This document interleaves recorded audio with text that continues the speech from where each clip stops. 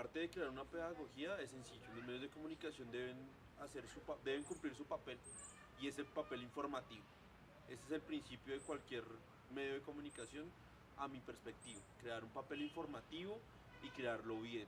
No quedarnos en las agendas, que ese es el problema principal. Nos hemos quedado en unas agendas y nos hemos olvidado de que hay que ser informativos, hay que ir al punto directo y crear ese tipo de especiales o información noticiosa que sea rica en contenido para que las personas puedan ver y no solo digan, ah, bueno, el medio me está parcializando.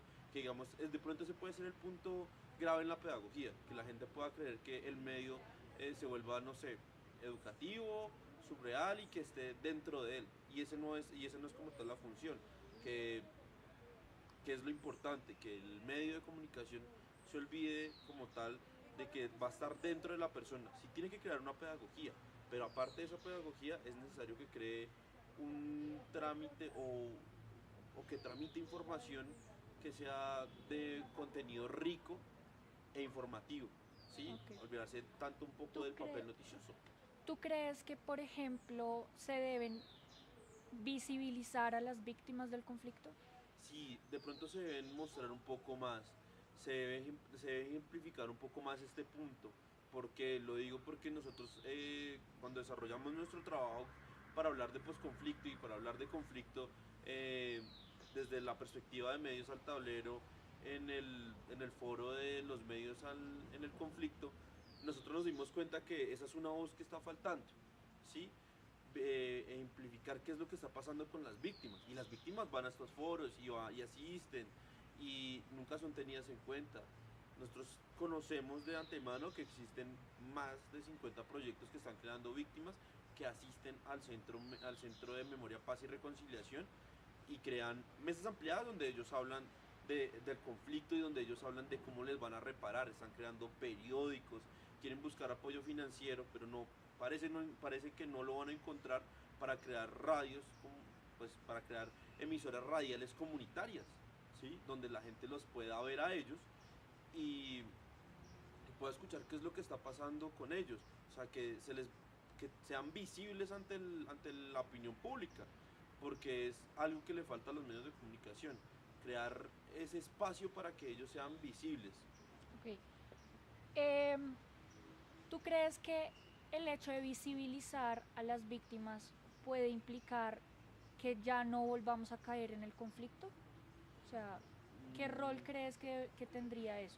bueno, es un punto difícil, porque las víctimas obviamente em, podríamos decir que en un futuro las víctimas no serían de nuevo víctimas en el conflicto. Podríamos decir eso, simplificarlo, pero sabemos que es mentira. Ha pasado.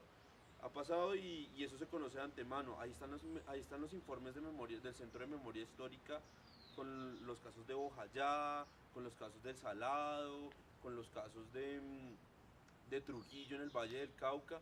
Y es eso, cuando las víctimas fueron visibilizadas, fueron contadas pues, ante la opinión pública, ante todo el país, se mostró que, listo, sí, eran víctimas, estaban sufriendo, pero ya se les había mostrado, ya se les había dignificado, por decirlo así, volvieron a su tierra y volvieron a ser víctimas, o sea, se revictimizaron, pero porque seguían esos grupos eh, paramilitares, guerrilleros, BACRIM, dentro de estos sectores y los volvieron a revictimizar y por eso los tenemos otra vez aquí en la ciudad o los tenemos en cualquier otra ciudad como desplazados, como víctimas del conflicto, que es yo creo algo que le está faltando a la unidad de víctimas, recontar dentro de su reloj de víctimas, dentro de su calculadora de víctimas, recontarlos a ellos, ¿sí? O sea, hasta el día de ayer tenían más o menos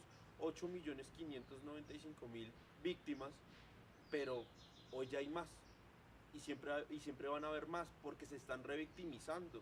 Y no solo las están revictimizando esas personas o esos sectores paramilitares, guerrilleros, sino que las están revictimizando desde la política.